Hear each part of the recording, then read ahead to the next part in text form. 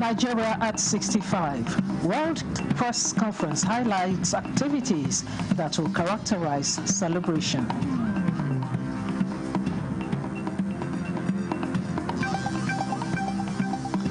Federal Ministry of Agriculture and Food Security uncovers adulterated fertilizers in Bauchi State.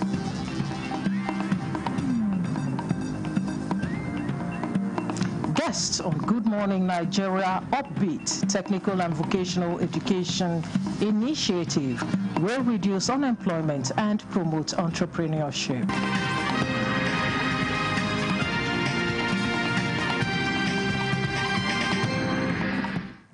Hello and welcome to the News Desk at 3 on NTA News 24, live from Abuja. I am Stella Inameti. World Press Conference commemorating Nigeria's 65th anniversary celebration has highlighted major activities that characterize the event, where Nigerians and stakeholders would come together and celebrate the nation's independence while reflecting on the way forward. Beyond speeches, they say Nigeria has made significant gains with unity, collaboration and patriotism, driving Nigeria's growth and prosperity. This year's celebration is anchored on the theme, Nigeria at 65, all hands on deck for a greater nation. This theme is both a reminder and a charge. It reminds us that the responsibility of building a greater Nigeria is not the task of government alone, but a responsibility for every citizen, comprising the youth and elders, men and women, public servants and private entrepreneurs, farmers and professionals, teachers, military and paramilitary, traders and artisans, as well as those at home and in the diaspora. Ahead of the national debate to mark Nigeria's 65th independence anniversary, Ogun State has emerged winner of the zonal debate and will represent the Southwest region at the grand finale of the event, which will hold at the Presidential Villa, Abuja. Lekon Agbondi reports that the face-to-face campus debate series is organized by the National Orientation Agency, NOA.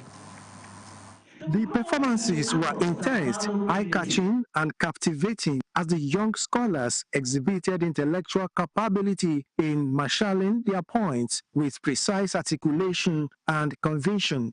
The debate with the theme, Unity in Diversity, Defining National Identity in Nigeria's Multicultural Society, is inspired by the mandate of the National Orientation Agency as strategic engagement to groom Nigerian youth to be patriotic, intellectually and morally responsible in values and shape the future of the nation. The Director General, National Orientation Agency, Lanre Isaonilu, represented, advised young people to uphold the values that the debate seeks to instill. It calls for all of us, and in particular our youth, to think critically about what it means to be a Nigerian, to explore how our differences can become our strength, and to offer solutions that move us closer to a united and just society. The debaters from the 6 Southwest participating states include undergraduate students from Ladoke Akintola University, Oyo State, Federal University, Oye,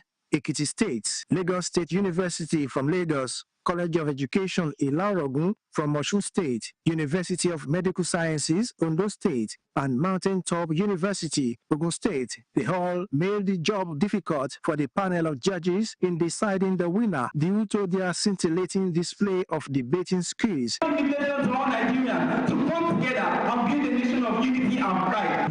Multiculturalism is not a barrier to national unity. At the end, Mountain Top University garnered 167 points to beat Oyo and Osun States, which came second and third respectively. As our school school's motto says empowered to excel. We are empowered to excel. We would excel. And we are going to put the effort and we are going to prepare enough to win. Mountain Top University will represent the Southwest in the national grand finale as part of activities to mark Nigeria's 65th independence anniversary celebrations at the Presidential Villa, Abuja, in Abeokuta, Lekon Agbonde, NTA News. Vice President Kashim Shettima has assured Nigerians in diaspora of robust engagement under President Tinubu's renewed hope agenda, aimed at positioning Nigeria in its rightful place in the Committee of Nations, urging them to keep believing in their home nation. The Vice President, who graced a meeting with a cross-section of Nigerians in diaspora, highlighted that Nigeria is on the right path with the reforms undertaken under the renewed hope agenda. State House correspondent Abdurrahman Jibrila reports. Nigerians in the diaspora meeting the Vice President in New York on the sidelines of the 80th session of the United Nations General Assembly. We need to come together, the private sector, the civil society, the government. World Africans in Latin America, like the President is doing in Brazil and in Colombia. So there's an outreach for us in Nigeria to build a smarter SME platform to help bridge the gap within financial discrepancies. And the Nigerian American community is the most upwardly mobile immigrant community in the United States. Vice President Kashim Shettima commended the resilience and belief of Nigerians in the current government, noting their capacity to add value to the country's transformation efforts. Are making progress. I always cite the case of a company, an oil palm company. It's called Presco. 2 years ago, Presco's share was going for 345, 400 naira. In the last 2 years, Presco's share grew by 247%. Dr. Ali Garba, go and buy Presco shares. For the first quarter of this year, Presco posted a profit of 58 billion naira.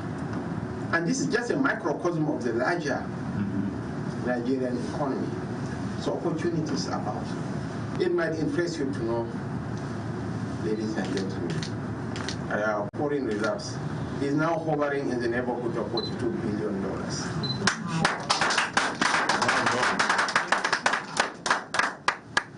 We have crossed the Rubicon, and we are on a path to sustain growth and stability. They all come together. We had a fantastic event this year. We also have the data mapping portal.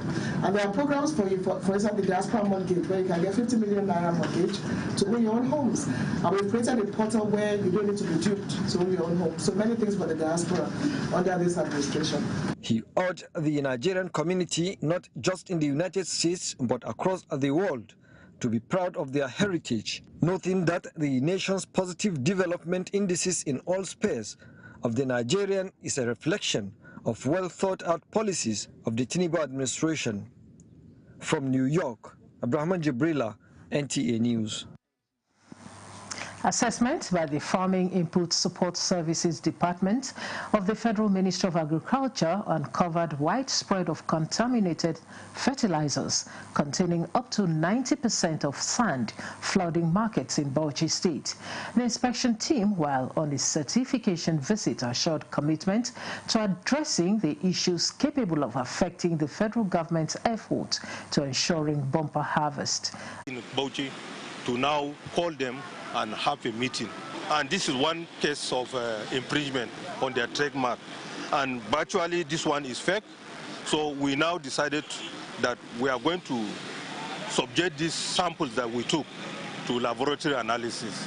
The team leader also questioned farmers about the risks involved that might affect the government's goal of achieving a bumper harvest, with a promise that a strategic approach will be put in place to address the issues after a thorough investigation.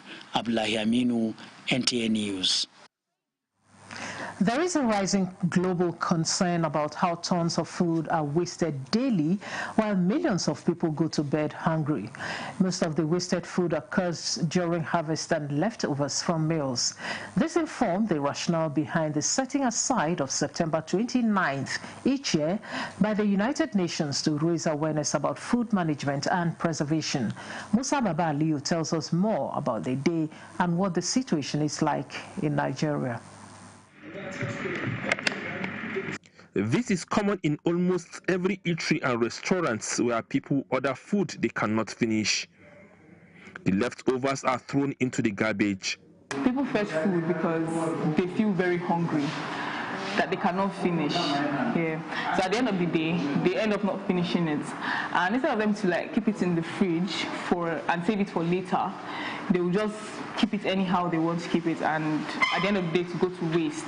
Records show that approximately 1.05 billion tons of food are wasted annually around the world, which is enough to feed millions of hungry people. Apart from food, tons of agricultural produce, including fruits like oranges, watermelons, tomatoes, and mangoes, end up in a refuse dumps like this one. For example, this truck transported over 500 bags of oranges from Benue State to Zuba in Abuja, covering a distance of 280 kilometers. Upon uploading, 70% of the oranges were found to be spoiled or rotting. What you see here are scavengers carefully selecting the oranges they believe are still edible. Abubakar and Umar shared that just last week, over 250 bags of fruits were lost in the market due to spoilage. Every year, Nigeria loses an estimated $10 billion in post-harvest losses due to poor storage, weak infrastructure, and limited processing. Beyond this, farmers confront the growing threats of climate change, droughts, floods, soil degradation, regular pest infestation, and erratic rainfall. Agricultural experts believe that reducing food waste decreases costs and builds more resilient food systems. Musa Baba Aliyu, NTA News. Guests on Good Morning Nigeria are optimistic that Nigeria's technical and vocational education initiative is set to transform the nation's workforce by equipping youth with practical skills for diverse industries. The program targets reducing unemployment and fostering entrepreneurship by providing training in trades like carpentry, IT, manufacturing, and agriculture, amongst others. Lydia Sampson reports. The guests are unanimous on the benefits, which include enhanced job readiness, economic empowerment, and fostering innovation. However, they agree challenges such as inadequate funding, outdated infrastructure, and limited industry partnerships must be addressed. For you to do this skill training, what you need is a curriculum. Now, when you come to this specific skill training, what we are using is a different curriculum. You see, if you are doing the formal education, you have the ND curriculum. But when it comes to this skill training, you need what we call NOS. For you to have this NOS, it requires a lot of funding. Almost in a particular street, you will see up to 3 or 4 secondary schools, private secondary schools, poorly equipped, poorly manned, and so on and so forth. But you can't find a single private technical and vocational training. I'm not talking of established carpenters, auto mechanics, and the rest that already have their apprentices. To ensure sustainability, the discussants want government to prioritize continuous curriculum updates, public-private collaborations, and expanded access nationwide. The federal government of Nigeria needs to set up a think tank committee on technical education in Nigeria. It's not enough that the bodies that keep funding for technical education, most of them are not doing the job. The guest optimism is high that if fully implemented, the initiative promises to boost economic growth and reduce poverty by creating a skilled, self-reliant generation ready to meet Nigeria's development needs across sectors. In Abuja, Lydia Sampson, NTA News. This is the News Desk at 3 on NTA News 24. More reports after this break. Feel the power of precision, engineered to perfection. Every component is crafted with care, and each design is meticulously tested. From concept to creation, our engineers push the boundaries of technology, seamlessly blending performance and sustainability with a deep commitment to African ingenuity. Introducing the CNG Boss, a remarkable achievement in engineering designed to operate on compressed natural gas, a cleaner and more sustainable fuel alternative. At Innocent Vehicles, we proudly lead the way in creating greener mobility across Africa. And it doesn't stop there. From SUVs to sedans, spacious buses to electric cars, Innocent offers a wide range of models designed to meet every need. Innocent Vehicle, the pride of African Road.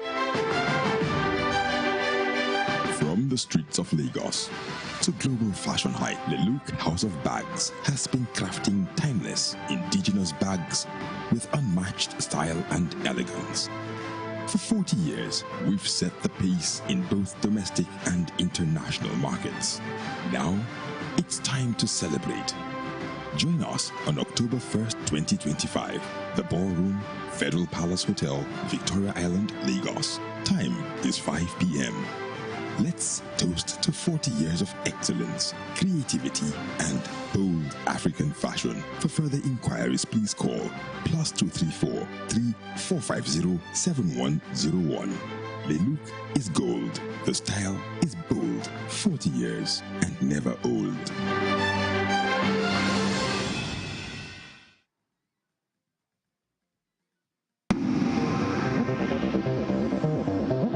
This is NTA News 24. Thanks for staying. In line with the federal government's priority on national security and economic stability, the Nigerian Security and Civil Defense Corps Rivers State Command has convened a one-day coordination meeting with other security agencies and key stakeholders. Gabriel Amuneke reports that the meeting aims to strengthen synergy in safeguarding vital installations across Rivers State. The one-day coordination meeting on the protection of critical national assets and infrastructure organized by the Nigerian Security and Civil Defense Corps in collaboration with Office of the National Security Advisor brought together security chiefs, traditional rulers, and other stakeholders. With the team, collaboration with stakeholders for effective protection of critical national assets in Rivers State. Discussions at the event focus on need for intelligence sharing, community engagement, and proactive strategies, vandalism of vital installations such as oil facilities, power lines, manholes, and telecommunications infrastructure. In his address, the Rivers State Commandant of NSCDC, Joachim Okafor, stressed that security remains a collective responsibility, urging citizens to play active roles in safeguarding lives, property, and critical assets, because silence in the face of threats or suspicious activities amount to complicity.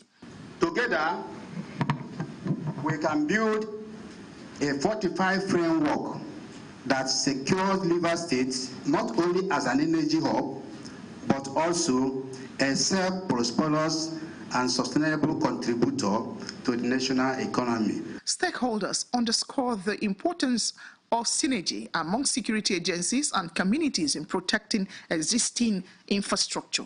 Assets in our communities should be protected because it belongs to all of us.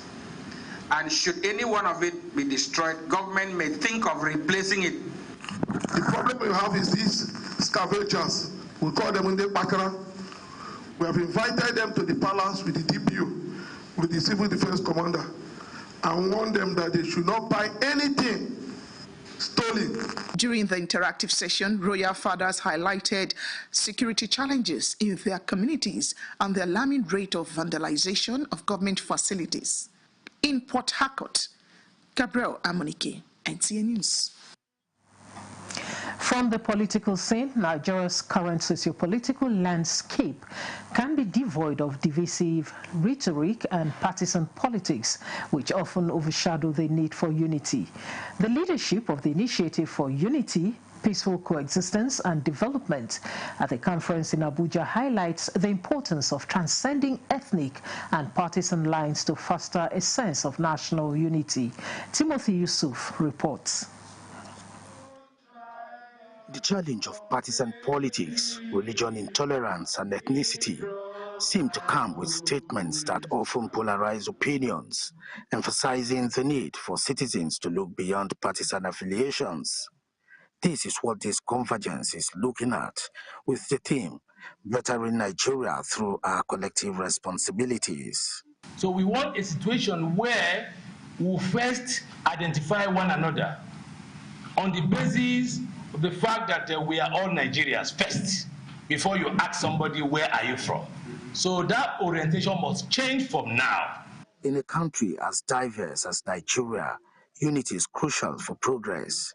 Participants therefore enjoin citizens to focus on shared goals and aspirations towards bridging the gaps created by ethnic and partisan differences. If we decide to put away all our differences and let our allegiance be to the Constitution of the Federal Republic of Nigeria, where you have the rule of law prevail, that is a leveler. Leaders and citizens alike are urged to promote a sense of unity and shared identity.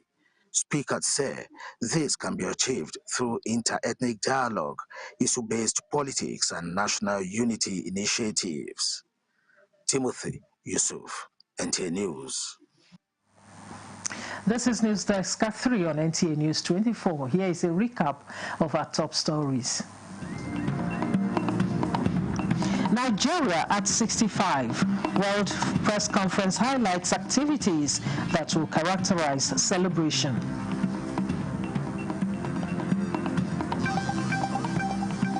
Federal Ministry of Agriculture and Food Security uncovers adulterated fertilizers in Bauchi State.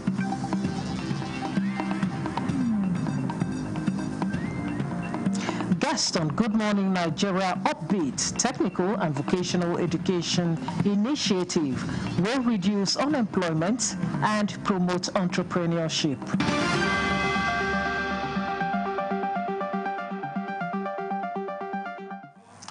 Let's now join our sports desk for the latest.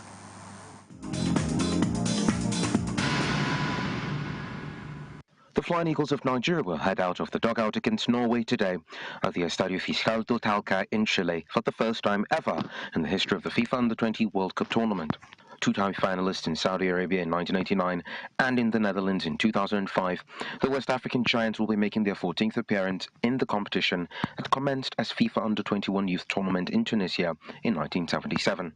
On the other hand, their Scandinavian counterparts will step onto the field for only the third time in the history of the championship.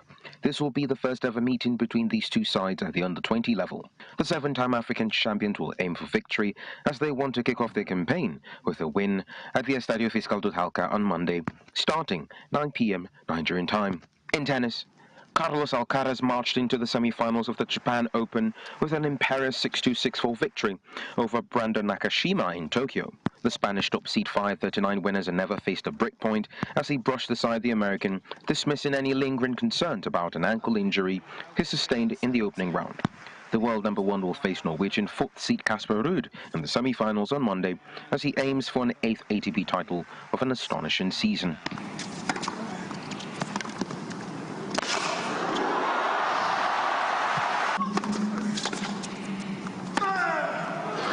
Goodness, what have we just watched? I don't think it's stretching a point to say that is one of the best games to win a match of tennis this sport has ever seen.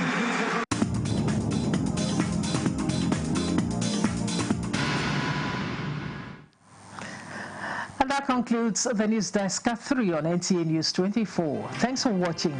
I am Stella Inameti.